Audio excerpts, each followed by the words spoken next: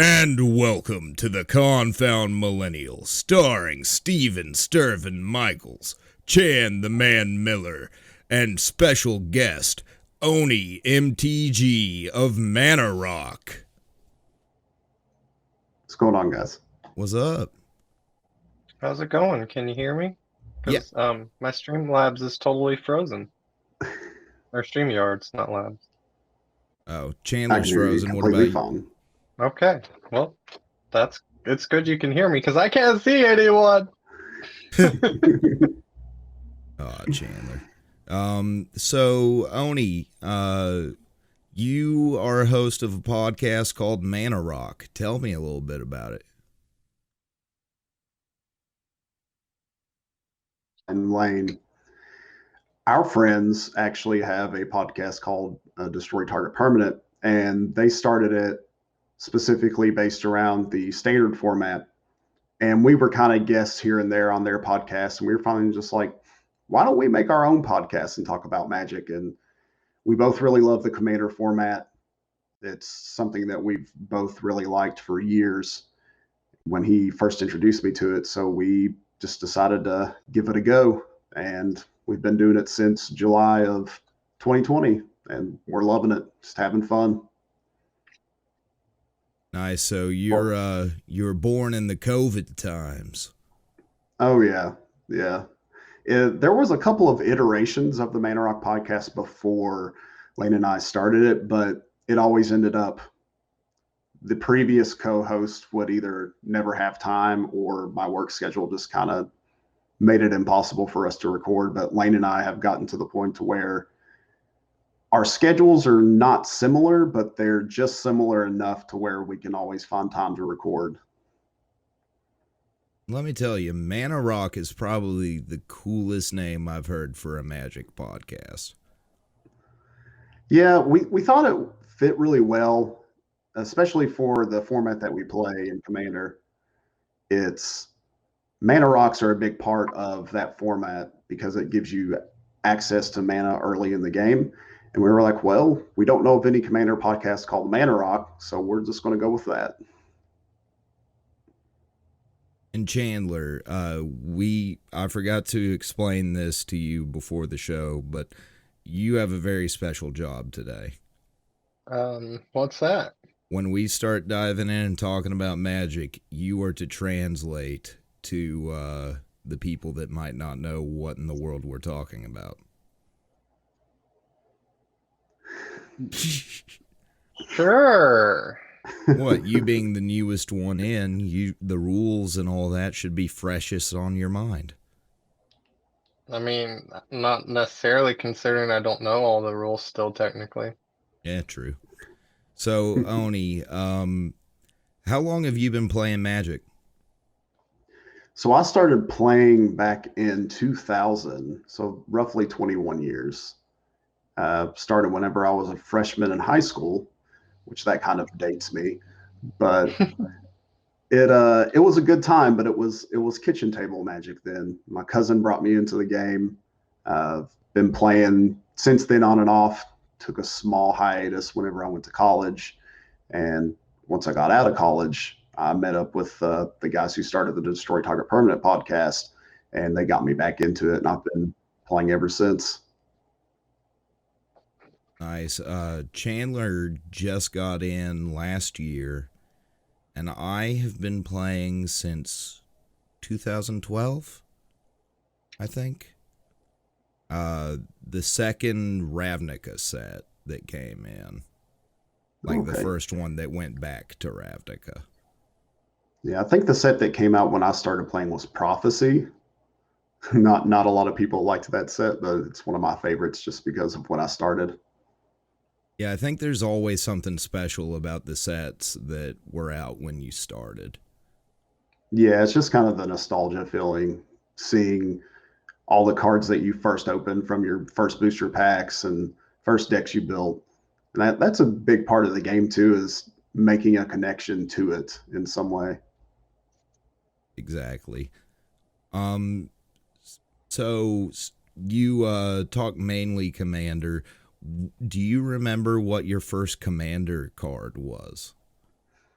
Yes. So the first commander deck I ever built was a card called Reese, and it was a token-based strategy. And at the time, I had no clue how to build commander decks, so I just threw in whatever I had in my collection, and it was horrible, absolutely atrocious of a deck. Didn't had no synergies, didn't function. I just thought it was a 1 mana elf in the command zone, so I could cast it turn one, and I thought that was strong. But my deck building over the years have definitely improved. But that's first deck. You learn from your mistakes, but I still remember that deck very well. Right. It sounds a lot like my first deck.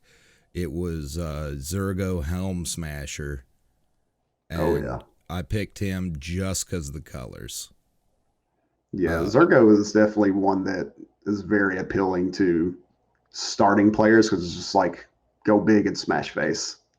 and I pretty much, the only theme I had going on in that was I wanted to put as many legendary creatures as I could in. Mm-hmm. And I, And of that's course, good. had some cards that worked on that and made legendary creatures better, but other than that, it really had no synergy either.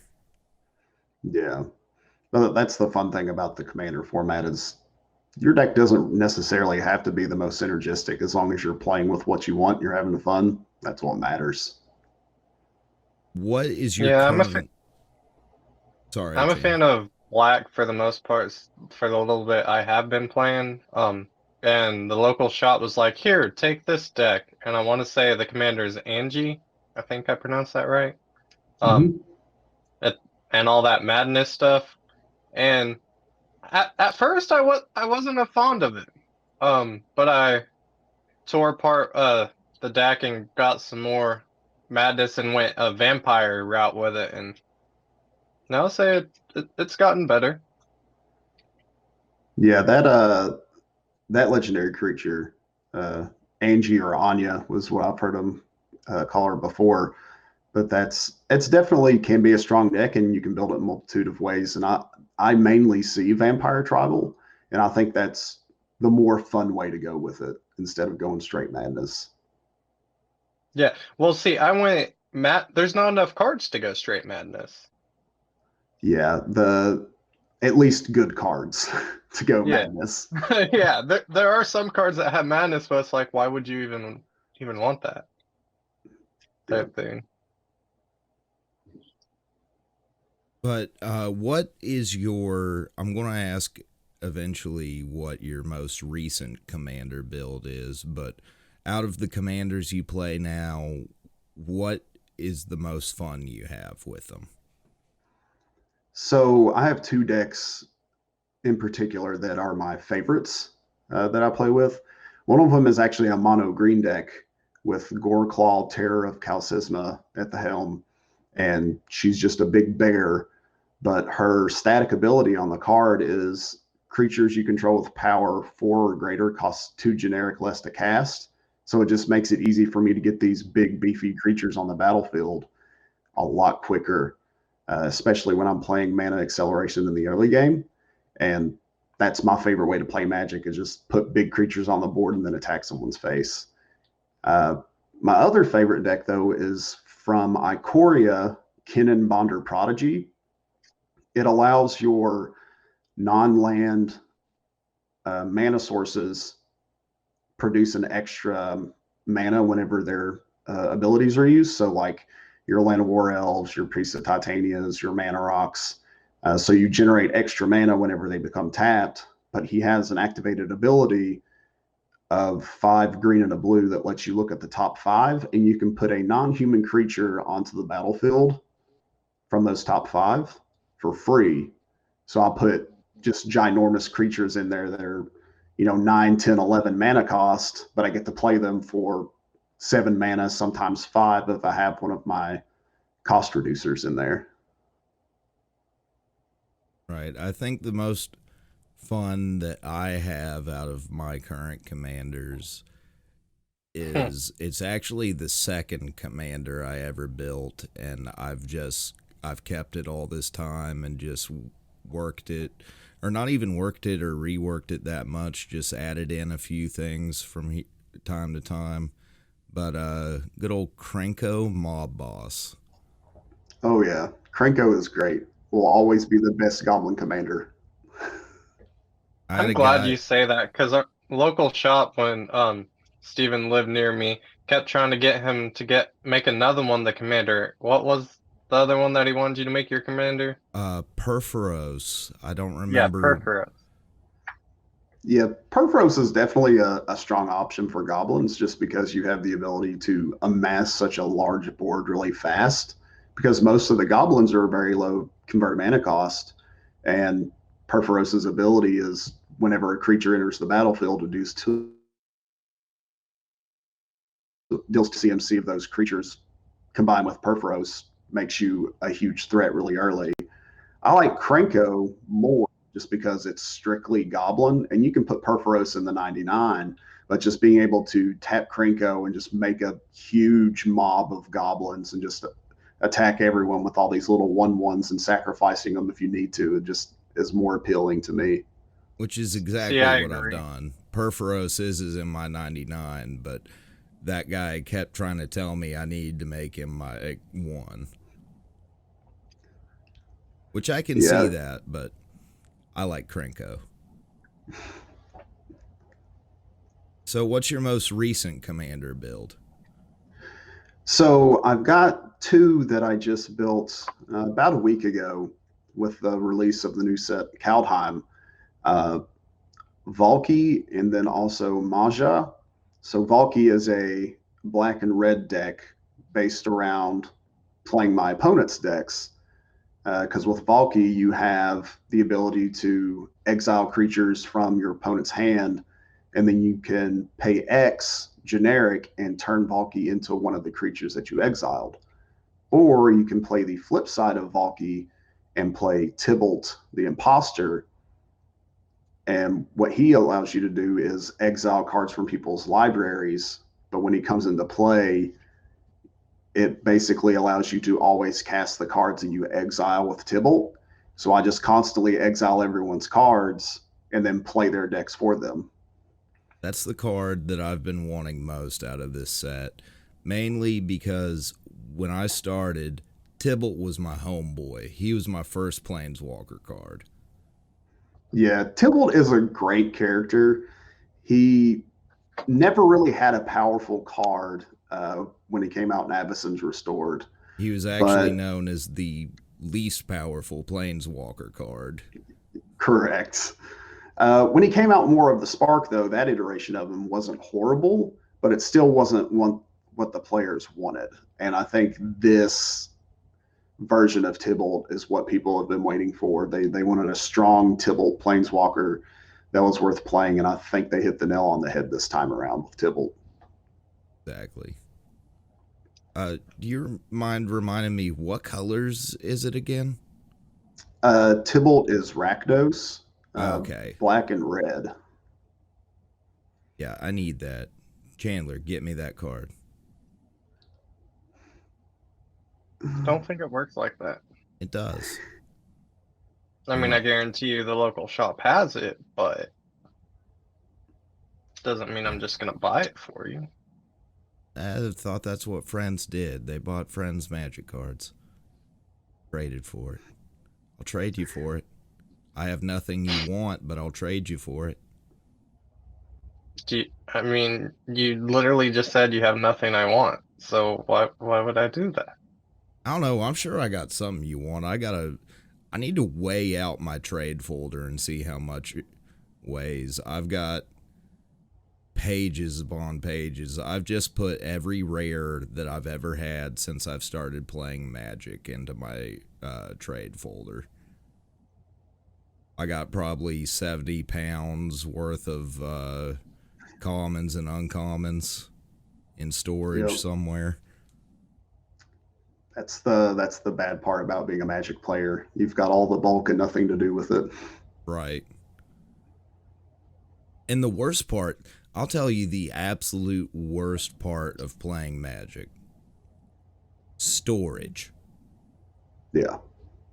Where do you put all the cards? Because I mean, I'll tell you, I got a fat pack, or I don't think we're allowed to say fat pack anymore, but I got a fat pack box of 10 boosters, and I've already got it almost filled up with just call time. Yeah.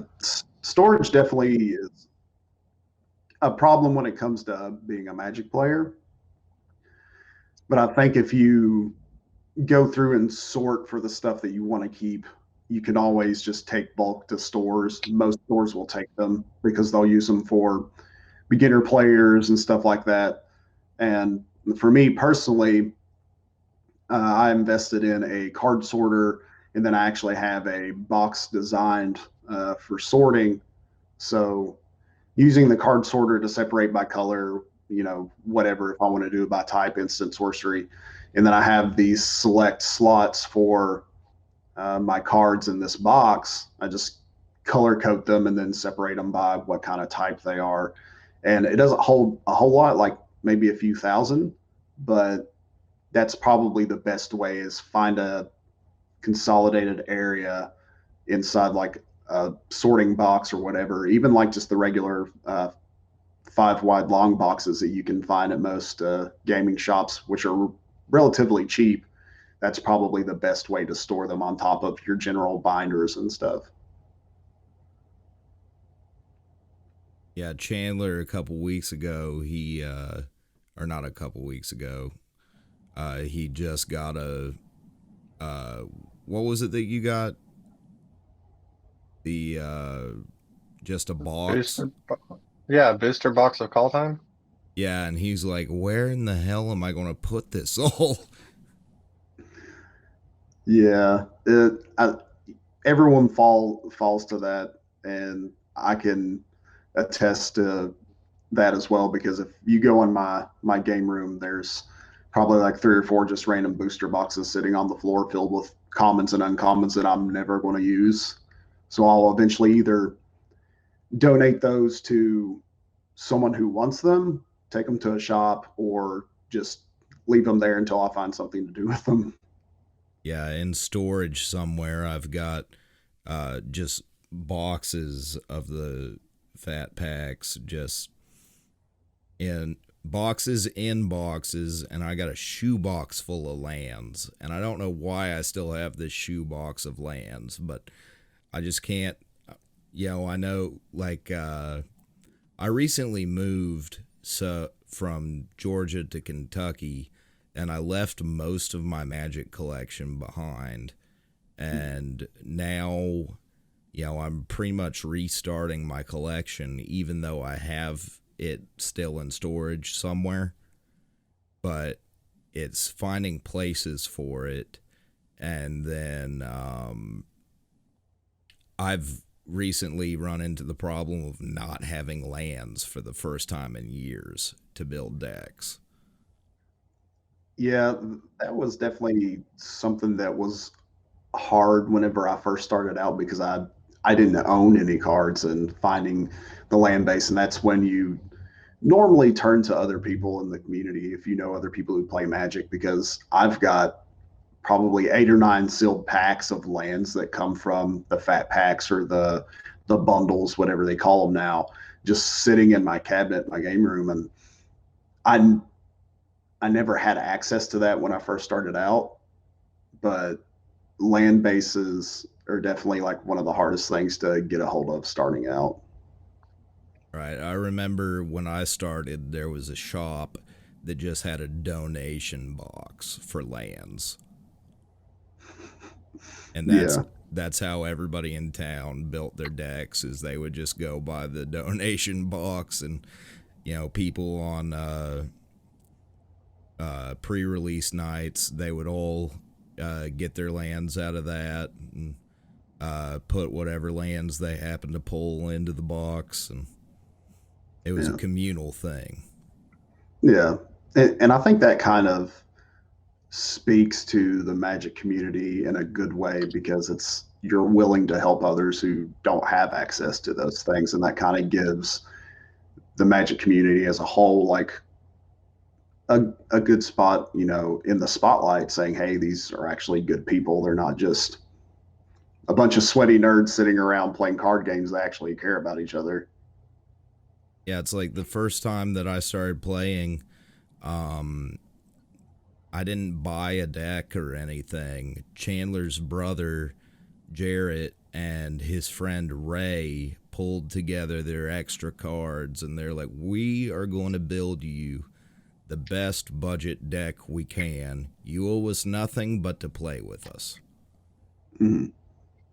And I begrudgingly sat through and learned, and it was one of the most confusing times of my life, just trying to figure out how to play Magic at first. And I'm still confused by how to play it, but I love it. Yeah, yeah. Learning the game completely is difficult and can be very challenging. I think it's putting the time into it and doing some research, but it's not necessary to research at all. It's just playing. Just keep playing. You'll learn more and more stuff. And if there's something that comes up that you don't know what it does, there's tons of resources on the internet that can help you, figure out different rules, how certain cards work.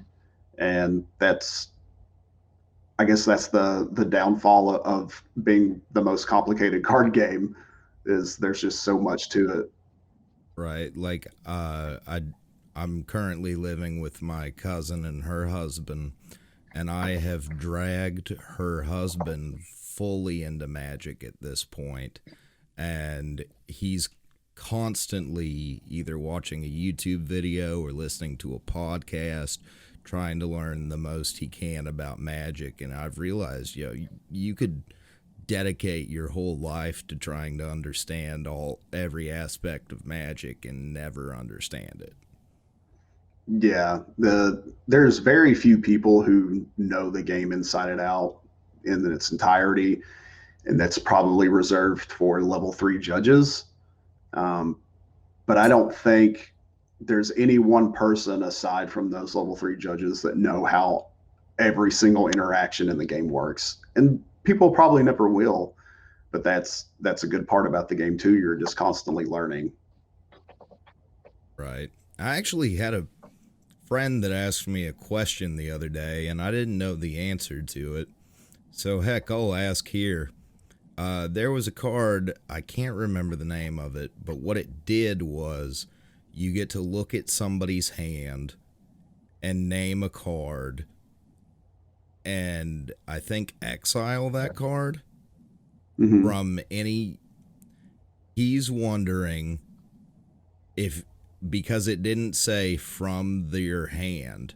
Oh, wait, no, it said any name and then from hand, graveyard, and library.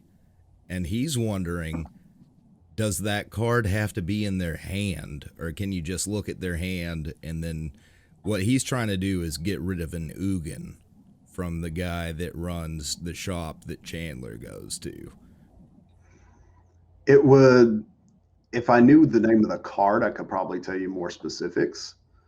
Probably give you the ruling on that. But if the way it's worded and it says uh, you choose an opponent, they reveal their hand, and then you choose a card, and it removes it from their hand, library, or graveyard. You get to choose the card, and it doesn't matter if it's in their hand; it'll still remove those. It just depends on the wording on the card. And that's the way that the wording, that's the way that I took it from him reading it to me. I wish I could remember the name of the card. He didn't text it to me. I just checked, but there you have it, Caleb. That's what you do. That's how you get rid of your Ugin. But he's So, been complaining about this deck for a while because it just counters everything that his deck is about. Hmm. with call time coming out and all, what was the most, like, the best legendary creature to be used as a commander that you were looking forward to? So that's kind of dependent upon the player. Uh, for me, Valky really jumped out at me, but I would have to say that Asika, the she's 1 green and a green for a 1/4, and you can tap her to add 1 mana of any color. But she also gives your other legendary creatures the ability to tap for a mana of any color. She has a flip side that's one of each color, so Wooburg. And at the beginning of your upkeep, you can search your library for a legendary card, I believe, and just put it onto the battlefield. That really stood out because 5-color decks are insanely fun. And I think with access to all of those colors, there's just no end to the way that you can build it. Yeah, I'm kind of scared of that card, just because I have a friend who runs a shrine deck, mm-hmm. and that would help him out way too much from what he already has. Yeah, there's tons of powerful legendaries in this set, though. It just depends on how you want to play. One of my favorite cards from the set is actually Vorinclex, Monstrous Raider, and he's originally from the Phyrexia set, but he showed up on Kaldheim, and what he does is he basically allows you to double your counters that you have, and then if your opponents would get counters, it rounds them down by 1. And it's kind of a good thing and a bad thing. It can backfire on you sometimes, but the upside is just so high. It just makes it ridiculously powerful. Plus, just in the lore, I love that card. On MTG Arena, my standard deck, I actually have him in it. And it's a green-blue with the green all being pretty much counter base, and the blue just being flying, and then throw the counters on the flying. And yeah, and that's what makes it super powerful, because you've got that synergy there between the +1/+1 counters and just making your creatures ridiculously huge, and then you can beat your opponents down with it. Yeah. Another one I like that I think wouldn't be bad for a commander would be Coma. I'm interested to make a commander out of that. Yeah. Let's see. I'm trying to find Coma. Each upkeep creates a 3/3 serpent or something. Oh yeah, Coma Cosmos Serpent. Yeah. Yeah, that card is actually very powerful just due to the fact that it's every upkeep and not just your upkeep. So you can have a board full of 3/3 serpents, and having that activated ability on Coma makes you really strong because you can just protect it constantly. Or just being able to tap down somebody's huge creature or a creature that has a powerful activated ability. Because I actually threw Coma in my Kinnan deck that I mentioned earlier, and using Coma to give me a board state and protect my health total, but also creating threats with all these 3/3s that come out.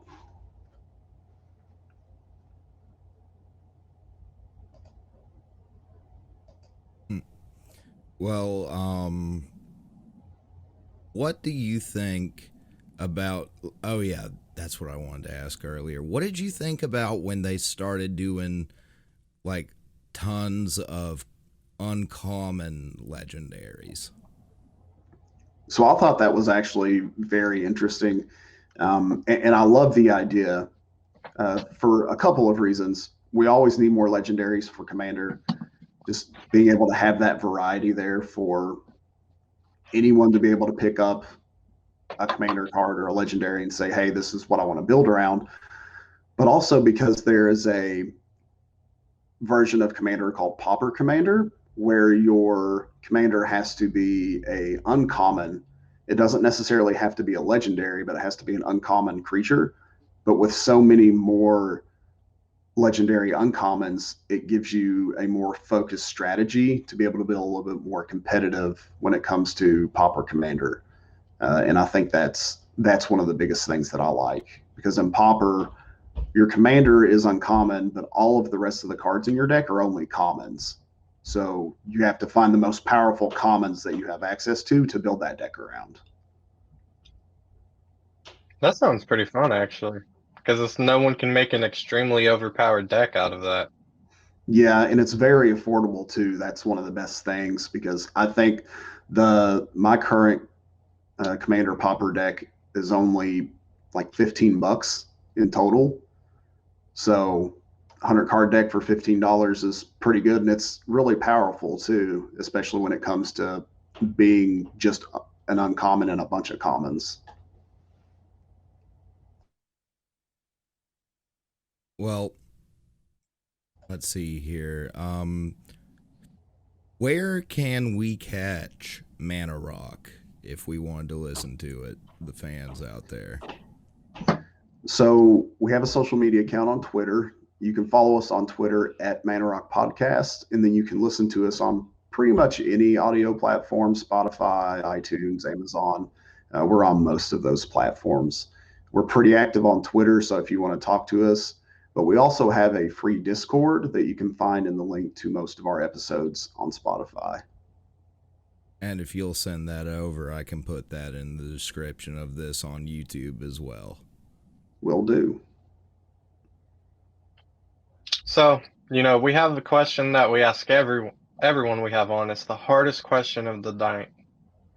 What is your favorite color and why? And he's not talking about Magic. He's talking No, about what's your favorite in general. color. Okay. Just your favorite color. So growing up, I always got crap for this. And people were always like, why is this your favorite color? My favorite color is actually orange. And I think it's because growing up, and this is a really weird reason, my grandmother used to always have these. Do you all remember the old school, like National Geographic kids books that would come out in the mail? She had the one about the tigers. And I fell in love with that book. And every time I would go over to her house, I would always look at it. And I guess just naturally became attracted to the orange color, and it's just stuck. Well, orange is a rare color that people don't like. When you ask that question, the common answer is red, blue, or black. Mm-hmm. And then every now and then you'll get purple and green. But I don't think once we've gotten orange. No, this is a first. This is a Confound first right here. I'm a very odd individual, but that I will die on this hill. Orange is my favorite color. I like it. Now, for Magic, what is your favorite color? Green, hands down. Really? It's the color I started playing with whenever I first got into the game.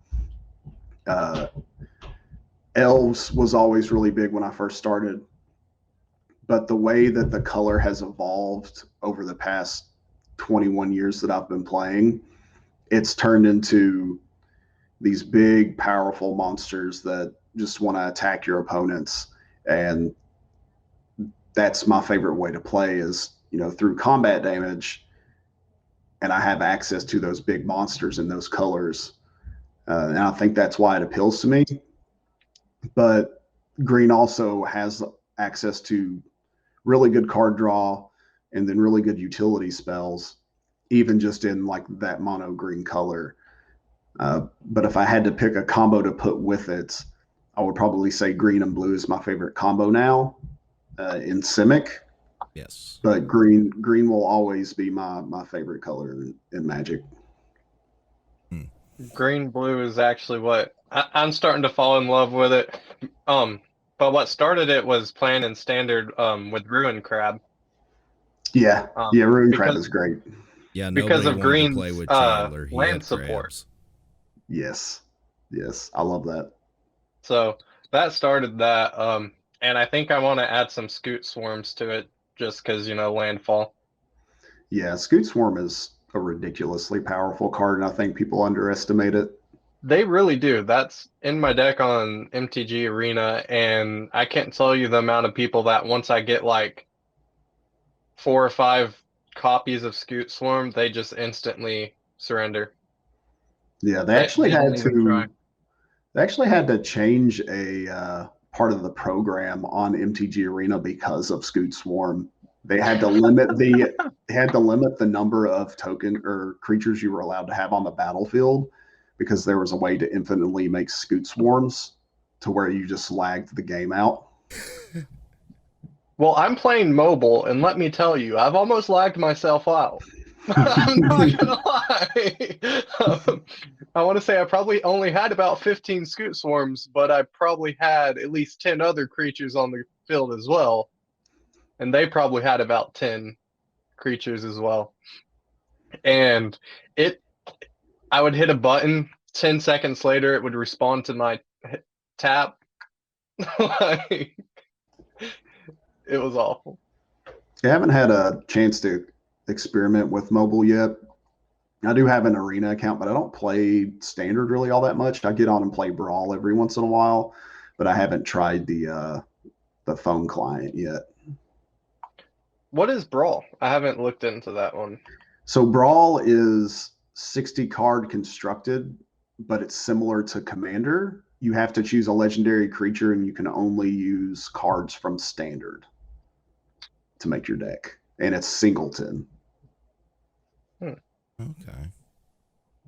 I'm currently actually. Oh wait, I completely forgot that I've got a deck. I got all my cards laid out on the kitchen table, and I forgot that there's a 2-year-old about to come in at any moment now. I was working on building a standard Angel Demon deck. Oh yeah. Because I just got so many good demons with the Kaldheim stuff that I got over the past week that I couldn't not do it. Yeah, and that's kind of a really good flavor win too, because it's kind of like you've got arch nemesis working together, angels and demons. Mm-hmm.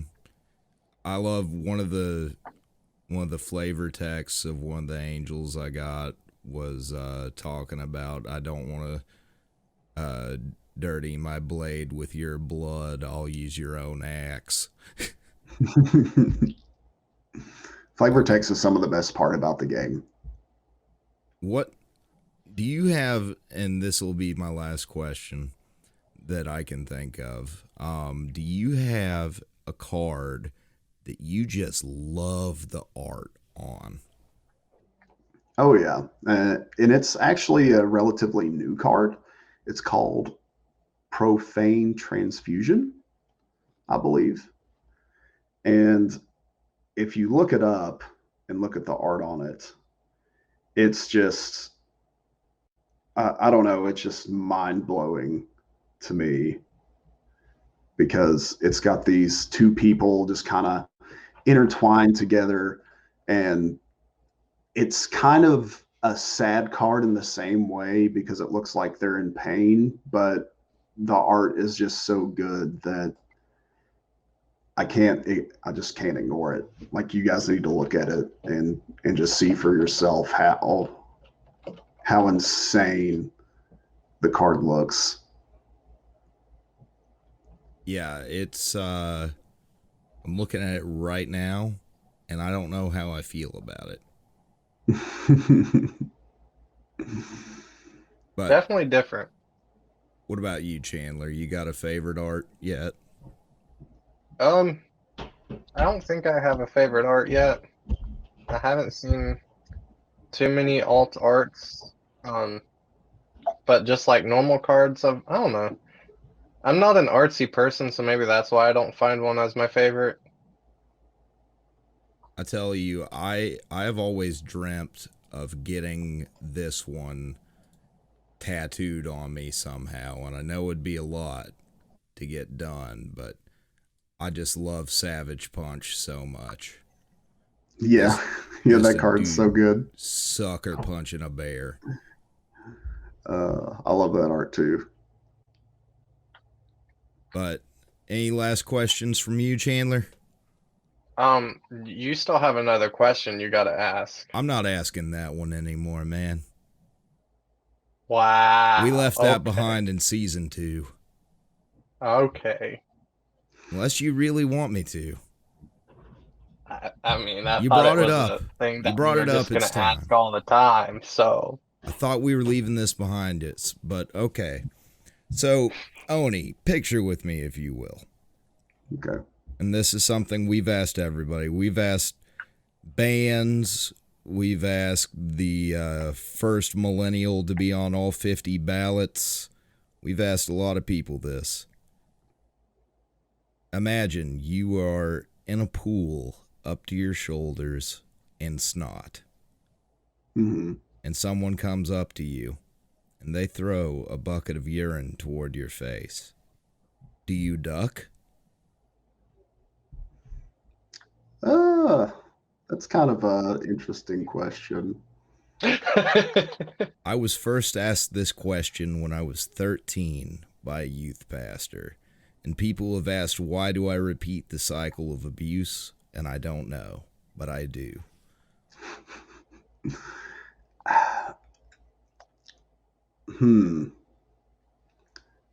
I would say that I probably would, just out of basic reactions.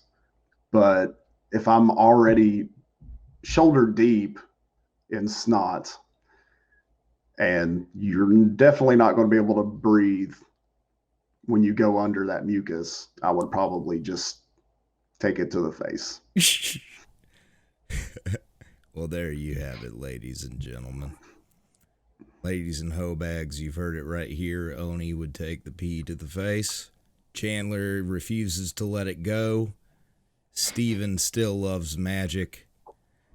And as always, this has been the Confound Millennial, starring Steven Sturvin Michaels and Chan the Man Miller, featuring OneyMtg of Manor Rock.